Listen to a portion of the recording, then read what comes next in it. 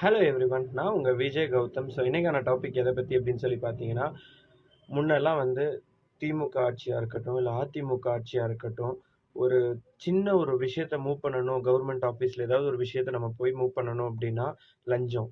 தொட்டதுக்கெல்லாம் லஞ்சம். குப்பை வாங்கினா லஞ்சம், தண்ணி வரலனா லஞ்சம், தண்ணி பைப் கனெக்ஷன் புதுசாக போடணுன்னா லஞ்சம், டேக்ஸ் கட்ட போனால் அதுக்கு ஒரு லஞ்சம், இல்லை புதுசாக டேக்ஸ் கனெக்ஷன் அப்ளை பண்ணணும், டேக்ஸுக்கு அப்ளை பண்ணணும், கேஸுக்கு அப்ளை பண்ணணும், தண்ணிக்கு அப்ளை பண்ணணும், இதுக்கு அப்ளை பண்ணாலும் லஞ்சம். ஒரு சர்டிஃபிகேட் வாங்கணும், ஒரு community certificate, birth certificate, death certificate, எது வாங்கணும்னாலும் லஞ்சம். லஞ்சம் இல்லாத ஒரு கவர்மெண்ட் ஆஃபீஸை பார்க்க முடியாத ஒரு மாதிரி நிலைமையில தான் நம்ம வாழ்ந்துட்டு இருந்தோம், நம்ம பழகிட்டு இருந்தோம். அந்த ஒரு என்விரான்மெண்ட்ல தான் நம்ம பழகிட்டு இருந்தோம்.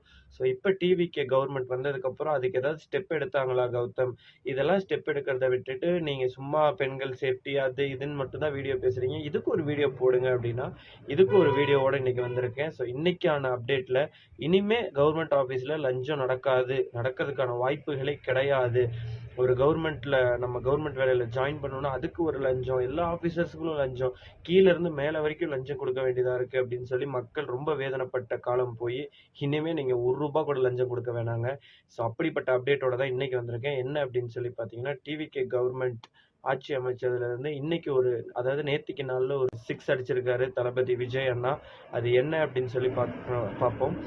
ஸோ இப்போ வந்து கவர்மெண்ட் அஃபீஷியல்ஸ் எல்லாம் வந்து நீங்கள் போய் ஒரு ஒரு விஷயத்த மூவ் பண்ணணும் அப்படின்னா, நீங்கள் உங்ககிட்ட அந்த கவர்மெண்ட் ஆஃபீஸர்ஸ் ஏதாவது லஞ்சம் கேட்டாங்க அப்படின்னா, ஒரு ₹100 இருக்கட்டும், இல்லை ஒரு ₹50 இருக்கட்டும், எவ்வளோ கேட்டாலும் நீங்கள் அதை ப்ரூஃபோட சப்மிட் பண்ணீங்க அப்படின்னா அதுக்கு சன்மானமாக ₹1,00,000 வழங்கப்படும். ஸோ நீங்கள் வந்து அவங்கள வந்து புகார் தெரிவிக்கிறது மூலமாக உங்களுக்கு ₹1,00,000 வந்து தக்க சன்மானம் வழங்கப்படும் அப்படின்னு விஜய் என்ன சொல்லியிருக்காங்க. ஸோ இனிமே எங்கேயாவது உங்களுக்கு லஞ்சம் கேட்டாங்க, இல்லை ஏதோ ஒரு கவர்மெண்ட் அஃபீஷியல்ஸ் இல்லை போலீஸ்காரங்க யாராவது லஞ்சம் கேட்டாங்க அப்படின்னா நேராக நீங்கள் உங்களோட ஃபோன் எடுத்து வீடியோ எடுத்துருங்க. அந்த வீடியோவை சிஎம்மோட அந்த காண்டாக்ட் நம்பர்ஸ் நான் முன்னாடி வீடியோவில் போட்டிருப்பேன்.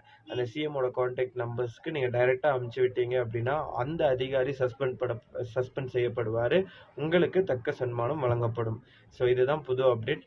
இனிமே தமிழ்நாட்டில் லஞ்சம் வாங்குறதுக்கான சாத்தியக்கூறுகள் ரொம்பவுமே கம்மி. அதையும் தாண்டி வாங்குற நபர்களை நீங்கள் இந்த மாதிரி புகார் தெரிவிக்கலாம்.